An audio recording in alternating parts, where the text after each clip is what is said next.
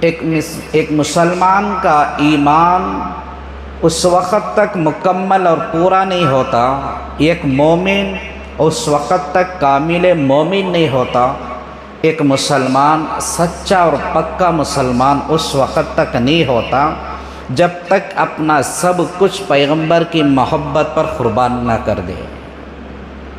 ان سے بڑھ کر کوئی ہستی نہیں ہے ہمارے واسطے، ان کی محبت سے بڑھ کر کسی کی محبت نہیں ہے ہمارے واسطے۔ اللہ نے بھی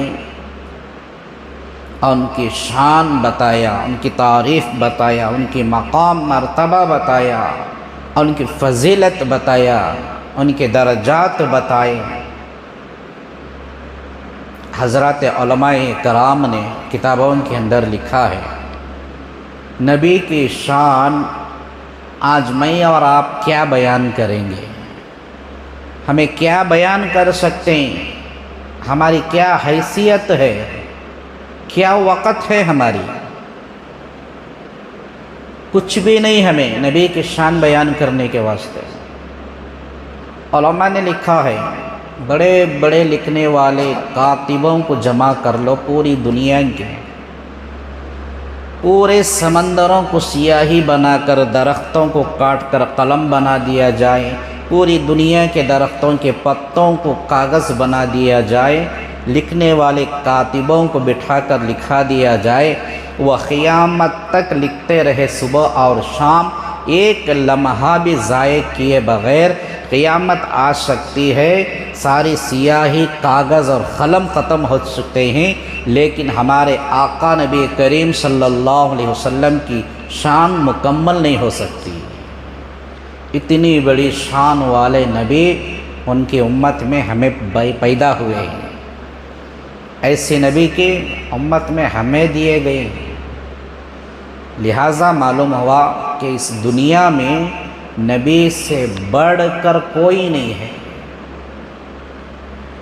حضور صلی اللہ علیہ وسلم سے بڑھ کر کسی کا مقام نہیں، کسی کی شان نہیں، کسی کا مرتبہ نہیں۔ اب دیکھیں، اللہ تبارک و تعالیٰ نے آپ کو یتیم پیدا فرمایا، آپ کو یتیم پیدا فرمایا۔ پیدا ہونے سے پہلے والد محترم انتقال کر چکے تھے۔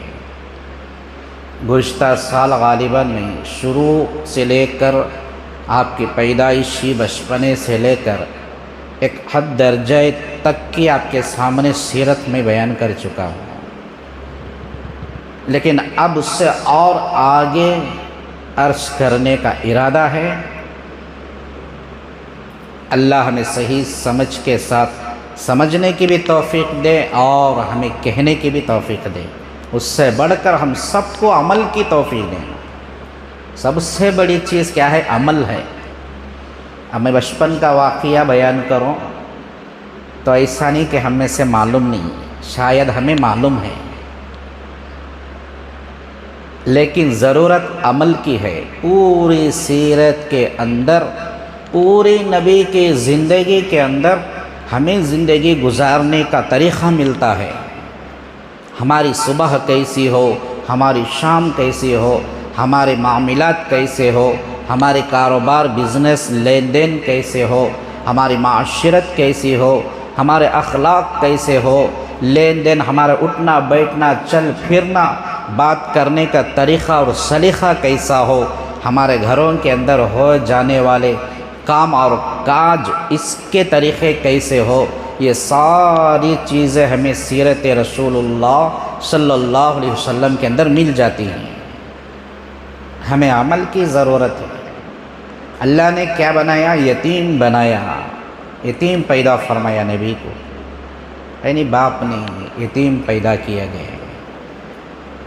لیکن اللہ تبارک و تعالیٰ کی ایک مصلحت تھی، اللہ نے جس کو دینا چاہتا ہے، جس کو عطا کرنا چاہتا ہے، جسے اپنا خاص بنانا چاہتا ہے، جس کو اپنے احسانات جو ہے لٹانا چاہتا ہے، اسے دنیا میں کسی کا محتاج نہیں بناتا۔ اللہ نے باپ کا سایہ نہیں رکھا، کیونکہ اگر نبی کے والد زندہ رہتے تو ایک ایک چیز کے آپ محتاج والد کے رہتے ہیں نہیں. آج اولاد کس کی محتاج ہوتی؟ ان کی ایک عمر آنے تک، ان کے ایک عقل آنے تک، وہ ایک طاقت اور قوت ہوش بحواس میں آنے تک جو ہے ماں باپ کے محتاج رہتے ہیں. اللہ نے اس چیز کو ختم کر دیا کہ اپنے حبیب کو کسی کا محتاج نہیں بنایا. اللہ نے اپنی قدرت کاملہ سے فرماتا ہے کہ میرے محبوب تو پیدا ہوا یتیم، تجھے میں نے بنا دیا در یتیم. آپ کو در یتیم بنا دیا. در یتیم اسے کہتے ہیں کہ کچھ نہ ہونے کے باوجود بھی سب کچھ اسے مل گیا ہو. ایک ایک لفظ، ایک ایک جملے پر بھی غور کریں، ہمیں سمجھ میں آ جاتا.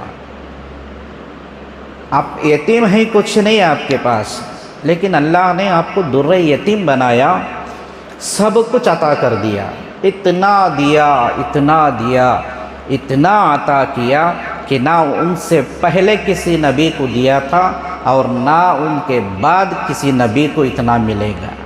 اللہ نے قرآن میں فرمایا نہیں وَلَسَوْفَ يُعْطِيكَ رَبُّكَ فَتَرْضَىٰ، اے میرے محبوب میں تجھے اتنا عطا کروں گا کہ تو راضی ہو جائے گا. کتنی بڑی بات ہے. ہمیں سب کیا بولتی؟ اللہ تو راضی ہو جا، اللہ میرے یہ عمل سے تو راضی ہو جا، میری عبادت سے تو راضی ہو جا، میرے اعمال سے تو راضی ہو جا. یہاں اللہ کیا بول رہا؟ میرے نبی میں تجھے اتنا دیتا ہوں، تو میرے سے راضی ہو جاتا ہے. اللہ پیغمبر کی رضا چاہ رہا ہے تو اندازہ لگاؤ، غور کرو کہ اس نبی کی کیا شان رہی ہوگی. در یتیم بنا کر دنیا والوں کو اللہ نے دکھایا کہ دیکھو یہ ہے میرا حبیب. یہ ہے آپ کے ذکر سے بڑھ کر دنیا میں پوری کائنات میں کسی کا ذکر نہیں ہے. آپ کی شان سے بڑھ کر کسی کی شان نہیں ہے، اور آپ کے درجے سے بڑھ کر کسی کا درجہ نہیں ہے. آپ کے مقام اور مرتبہ سے بڑھ کر کسی کا مقام اور مرتبہ نہیں ہے. ہمارے آقا جناب رسول اللہ صلی اللہ علیہ وسلم نے جس گھڑی اس دنیا میں آئے وہ گھڑی بڑی معتبر بن گئی. جس زمانے میں بھی آئے وہ زمانہ بڑا خوبصورت والا بن گیا. جس وقت میں اور جس رات میں آئے وہ رات جو ہے بڑی فضیلت والی رات بن گئی، اس کی شان الگ ہو گئی. جس دن میں آئے وہ دن کی شان الگ ہو گئی. اور اللہ تبارک و تعالیٰ نے آپ کو اتنا دیا، ایسے بنایا کہ ہمارے نبی کے چہرے جیسا خوبصورت چہرہ کسی کا بھی نہیں ہے. ہمارے نبی کی پیاری پیاری ایک الگ جو ہے نرالی شان والی خوبصورت آنکھوں جیسی کسی کے آنکھیں نہیں بنائی اللہ نے. پیغمبر کی جیسے بال اور زلف اللہ نے بنائے ہیں نہیں. دنیا میں کائنات میں کسی کی ایسی زلف نہیں ہے. اور آپ کی گفتار سب سے الگ، آپ کی مسکراہٹ سب سے الگ. جو آپ کے ماتھے پر پسینہ نکلتا تھا، اللہ تبارک و تعالیٰ نے پوری دنیا کی خوشبوؤں سے بڑھ کر اسے خوشنما پسینے کو خوشبودار بنا دیا. کئی گھنٹے بھی گزر جاتے نبی کے مقام اور راستے سے گزرے ہوئے، بآسانی سے صحابہ کرام کو اندازہ ہو جاتا تھا کہ نبی صلی اللہ علیہ وسلم کا یہاں سے گزر ہوا ہے. ایک صحابی کے بارے میں آتا ہے، وہ ایک مرتبہ بیمار پڑ گئے. اب ان کی والدہ تھی، ایک چھوٹے سے لوٹے میں تھوڑا سا کچھ قطرے رکھا ہوا پانی، اس میں کپڑے کو پورا ڈبو کر نتھار کر جو ہے ان کے ماتھے پر اور ان کے بدن پر لگاتی ہیں. تو چند ہی لمحوں کے اندر وہ صحابی بخار سے شفایاب ہو کر کھڑے ہو جاتے ہیں. پوچھتے ہیں کہ ماں آپ نے کیا علاج کیا؟ تو ان کی والدہ کہتے ہیں کہ میں نے کوئی علاج نہیں کیا. یہ جو ہے ایک دستی، ایک کپڑا جو ہے، ایک رومال اس میں ہمارے آقا مدنی کریم صلی اللہ علیہ وسلم نے ایک مرتبہ پسینہ پوچھا ہوا تھا، اسے میں نے بھگو کر پانی میں تجھے جو ہے بدن اور ماتھے پر رکھا، ان کے پسینے کی برکت ہے کہ تو ٹھیک ہو گیا۔ کتنی بڑی شان ہے بھائی، ہمارے نبی کے پسینے میں بھی اللہ نے علاج رکھا، شفا رکھا۔ اندازہ لگاؤ تو پھر اتنی بڑی پیغمبر کی زندگی میں کیا نہیں رکھا ہوگا۔ پسینے میں شفا ہے تو آپ کے عادات، آپ کے اخلاق اور آپ کے احکامات، آپ کے قول، آپ کے طریقے میں اللہ نے ہمیں کیا کیا نہیں دیا۔ وہ آنکھیں دیکھنے والی ہونی چاہیے، وہ دماغ اور دل سوچنے والا، اندازہ لگانے والا ہونا چاہیے ہمیں، بصیرت ہونا چاہیے پیغمبر کی سیرت میں۔ زمانے کا مقام بدل گیا، چیزوں کی شان بڑھ گئی نبی کی دنیا میں آنے پر، اور فرمایا آپ جس پتھر پر قدم رکھے اس پتھر کی شان الگ ہو گئی، اور جس جانور کو آپ نے چھو لیا اس کی زندگی بدل گئی۔ حضور نبی کریم صلی اللہ علیہ وسلم کی ولادت باسعادت کا ایک فضیلت والا مہینہ ربیع الاول کا مہینہ ہے۔ اس مہینے کی ربیع الاول کے مہینے کی 12 تاریخ اور پیر کے روز حضور صلی اللہ علیہ وسلم دنیا میں تشریف لائے۔ مہینہ بھی بہار والا ہو گیا، مہینے کی بھی شان الگ ہو گئی ہے نہیں، دن کا بھی مقام بڑھ گیا۔ دیکھو پیر کے دن آپ پیدا ہوئے، آج دنیا میں بھی دیکھو پورے ہفتے کے دن منگل، چہارشنبہ، جمعرات، جمعہ الگ، کوئی خاص اتنی توجہ اس پر کم دیتے ہیں۔ ہفتہ اور اتوار دیکھو ذرا چھٹیوں کا دن یا کچھ، اس کی توجہ بھی کم ہوتی ہے۔ ہر قوم سے، میں بس مسلمان کی بات نہیں کر رہا ہوں، مسلمان ہو، غیر ہو، دوسرے دھرم کے جتنے بھی ہو، پیر کے روز کو نوٹ کر کر دیکھو پورے حرکت میں آ جاتی۔ پیر کا دن کیا ہے؟ ہفتے کا پہلا شروعات کا روز ہے۔ سارے سرکاری کام بنتے ہیں پیر سے شروع ہوتے ہیں، اسکول اور کالجز اور مدارس کی بنیادی تعلیم شروع ہوتی ہے، پیر کا دن ہوتا ہے۔ جو کوئی کام پر کہیں چلنا، کچھ کام کرنا چاہے، کہیں سفر کا ارادہ کرے، جتنے بھی معاملات آج انسان کرنا چاہتا ہے، ہفتہ گزر جانے کے بعد جو ہے سب سے پہلے اس سے پیر کے دن کو وہ کیا کرتا؟ طے کرتا ہے۔ یہ کوئی معمولی چیز نہیں ہے۔ جس پیر کو ہمارے نبی اس دنیا میں آئے نہیں، اس پیر کی شان ہی بدل گئی، اس کی فضیلت بن گئی، قیامت تک اس دن کا مقامش بدل گیا۔ ہفتہ اتوار گیپ دیو، پیر کے دن دیکھیں گے، بولتے نہیں۔ وقت دیکھو، تہجد کے وقت میں ہمارے نبی اس دنیا میں تشریف لائے، کتنا سہانا وقت ہے، کتنا نرالا وقت ہے۔ حدیث قدسی میں آتا ہے اس وقت میں اللہ تبارک و تعالی عرش معلیٰ کو چھوڑ کر، ساتویں آسمانوں کے اوپر کے علاقے کو چھوڑ کر پہلے آسمان پر تشریف فرماتا ہے، اس وقت میں جس وقت میں ہمارے نبی اس دنیا میں تشریف لائے۔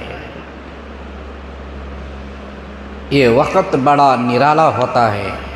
حضرت علماء نے کتابوں میں لکھا ہے، اس وقت میں کی جانے والی عبادت، اس وقت میں کی جانے والی دعائیں، ذکر و اذکار اور اللہ سے مانگے جانے والے سب کچھ اللہ اسے قبول فرماتے ہیں۔ اس وقت میں اللہ بندوں کے انتظار میں رہتا کہ یہ وقت میرے حبیب کے دنیا میں جانے کا وقت ہے، یہ بڑا سہانا نرالا لاڑیلا وقت ہے، اس وقت میں جو میرا بندہ مانگے گا اسے میں عطا کر دوں گا۔ فرشتوں کو اللہ گواہ بنا کر کہتا ہے کہ فرشتوں دیکھو یہ ٹائم میں کون سا میرا بندہ کیا عبادت کرتا ہے کہ کیا اعمال کرتا ہے کہ کیا مجھ سے مانگتا ہے کہ میں اسے عطا کر دوں؟ نعوذ باللہ من ذالک، اللہ جھوٹ بولتا ہے کیا؟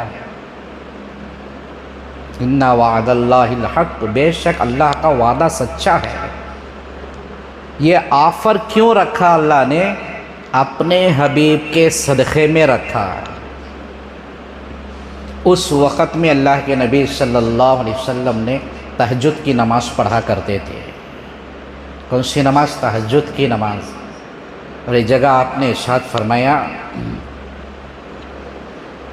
اگر یہ فرض کے مقام تک نہ پہنچنے کا اندیشہ ہوتا تو میری امت پر میں اس نماز کو لازم کر دیتا۔ اللہ کے نبی نے لازم نہیں کرے، لیکن اگر آپ لازم کر دیتے تو 5 نمازوں کی جگہ 6 نمازیں ہو جاتی۔ 5 نمازیں ہمارے سے ہو رہی نہیں۔ فجر کی آخری وقت کی ایک نماز قریب سویرا ہو جاتا، وہ وقت میں مسلمان نماز نہیں پڑھتا۔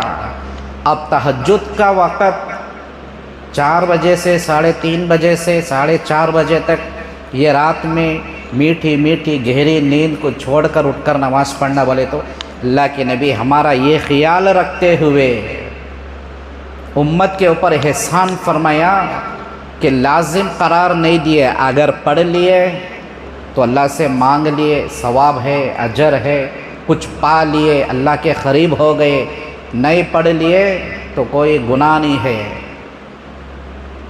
ہمارے اوپر اختیار دے دیے حضور صلی اللہ علیہ وسلم نے۔ وہ وقت ہے، اس وقت کا بھی کیا ہوا، اللہ نے مقام بڑھا دیا، کیونکہ اس وقت میں ہمارے نبی آئے۔ بہرکیف دوستوں بزرگوں، حضور صلی اللہ علیہ وسلم کو اللہ تبارک و تعالیٰ نے یتیم بنا کر جو پیدا کیا نہیں، اور اس کے بدلے میں بہت سارے چیزیں دیا۔ قرآن مجید کے اندر پورے 114 صورتیں ہیں، اس میں سے کئی صورتوں میں اللہ نے اپنی نبی کی شان بیان فرمائی ہے۔ ایک چھوٹی سی جو ہے صورت کی تلاوت میں نے خطبے کے شروع میں کی، انا اعطیناک الکوثر فصل لربک وانحر ان شانئک هو الابتر۔ یہ ہر مسلمان کو، بچہ ہو یا بڑا ہو، سب کو یاد ہوتی ہے۔ حضور صلی اللہ علیہ وسلم کو اللہ نے در یتیم بنایا نا، دیکھو کیا کیا چیزیں عطا کیا۔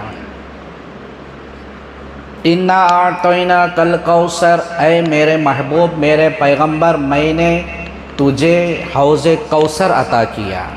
اس کے کئی معنی نکالے حضرات مفسرین اکرام نے۔ یہ کیے کہ روز محشر جو حضور صلی اللہ علیہ وسلم کا ایک حوض ہوگا، اس میں سے اپنی امت کو پانی پلائیں گے، اور وہ پانی دودھ سے بھی سفید اور شہد سے بھی میٹھا ہوگا۔ اس کا ایک معنی حوض کوثر، اور ایک معنی یہ کہ خیر کثیر، یعنی خیر کثیر، سارے بھلائیاں، ساری اچھائیاں زمین کے اوپر کی، آسمان کے اوپر کی، انسانوں کے اندر کی ساری اچھائیاں، عادات سے، اخلاق سے، کردار سے، حسنات سے، عدالت سے، سخاوت سے، شجاعت سے، عبادت سے، اعمال سے، جتنی بھی دنیا میں اچھائیاں، خیر ہے، اللہ نے فرمایا کہ میرے محبوب ہم نے یہ سب اٹھا کر تیری جھولی میں رکھ دیا۔ انا اعطیناک الکوثر، یہ ساری دنیا کی بھی بھلائیاں، آخرت کی بھی بھلائیاں، آخرت کا حوض کوثر بھی ہے۔ فصلی لربک وانحر، اور دوسرا حکم اللہ دیکھو، اس آیت پر، ان الفاظ پر غور کرو۔ اللہ یہاں فرما رہا فصلی، نماز پڑھ، لربک، اپنے رب کی، وانحر، اور قربانی کر۔ دو احکامات اللہ اپنے پیغمبر سے بھی کہہ رہا ہے، اللہ کی نماز بھی پڑھ، قربانی بھی کر۔ نماز بھی کسے حکم ہو رہا؟ پیغمبر کو حکم ہو رہا، نماز بھی پڑھ، قربانی بھی کر۔ ان شانئک هو الابتر، بے شک جو تیرا دشمن ہوگا وہ ابتر ہوگا، اس کا نام و نشان ہم ختم کر دیں گے، اسے مٹا دیں گے۔ یہ صورت اس وقت نازل ہوئی حضور صلی اللہ علیہ وسلم نے جس وقت آپ کے بیٹے حضرت ابراہیم کو آپ گود میں لیے ہوئے تھے، چھوٹا سا بچہ تھا، آپ کی اولاد میں سے پہلے 2 اولاد انتقال ہو گئی تھی، 2 بیٹے آپ کے انتقال کر چکے تھے، تیسرا جو بیٹا تھا نہیں حضور کا وہ بیمار ہو چکا تھا۔ بیمار ہو گئے، اللہ کے نبی پریشان اللہ کے دربار میں روتے ہیں، گڑ گڑا کر اللہ سے دعا مانگتے ہیں کہ اللہ تو نے مجھے 2 بیٹے دیے تھے وہ بھی لے لیے، یہ جو تیسرا بیٹا ہے یہ بیمار ہے، اسے صحت دے اور اسے بخش دے۔ اس وقت دشمنوں نے، اسلام دشمنوں نے، نبی کے دشمنوں نے دیکھا، ایک چرچا کیا، ایک بات کا چرچا کیا کہ دیکھو یہ ہیں مسلمانوں کے نبی محمد ہیں، یہ مسلمانوں کے پیغمبر ہیں، ان کی کوئی اولاد نہیں ہے، پہلے بھی کوئی بچہ نہیں بچا، اب جو بچہ ہے وہ بھی بیمار ہے، یہ کیسا نبی ہے، دیکھو اس کے بچے بھی مر گئے اور اس کے بچے بھی بیمار پڑ رہے ہیں۔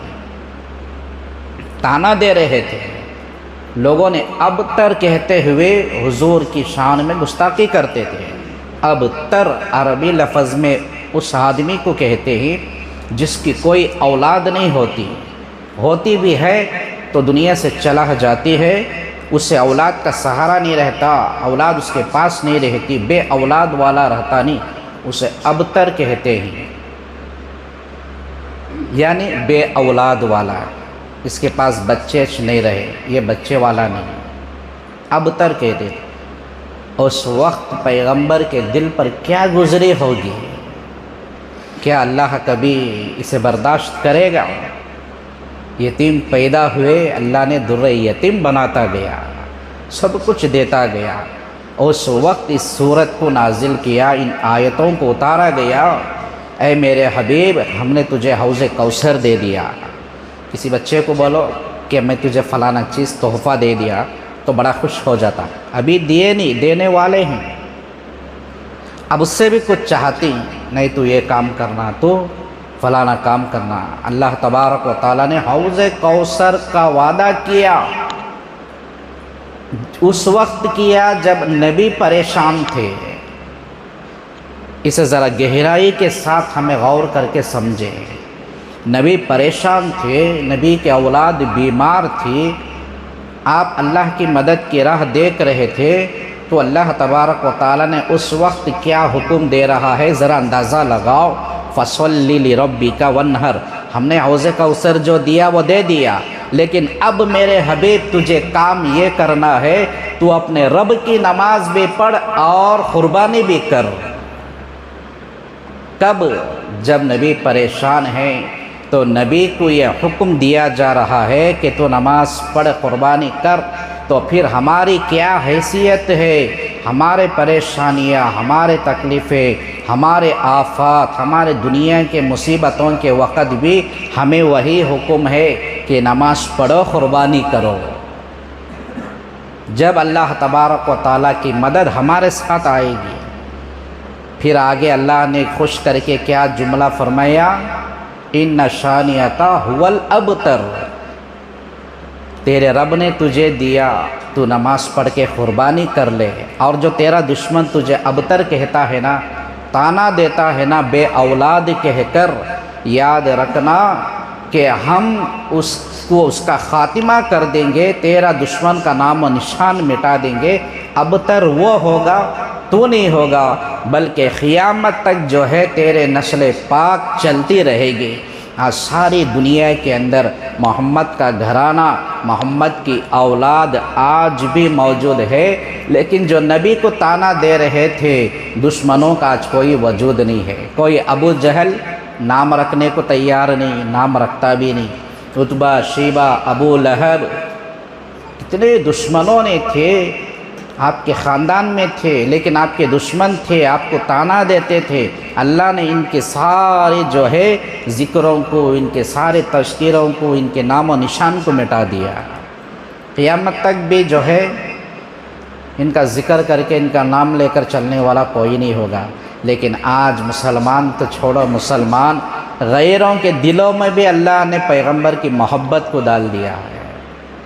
غیر اسلام، جن کا اسلام سے کوئی تعلق نہیں، ایسے لوگ بھی نبی سے محبت کرتے ہیں، ان کے تذکرے کرتے ہیں، ان کی شان کو سمجھتے ہیں۔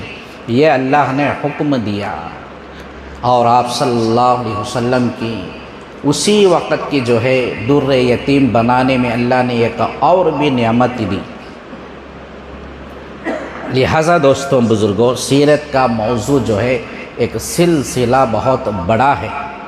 دیکھو، ایک دو تین باتیں میں عرض بھی نہیں کریا، کیسے پونا گھنٹہ گزر گا معلوم نہیں، اور اگر ایک واقعہ اور اٹھا لوں تو پکا 2 یا 2:05 بج جاتی ہے۔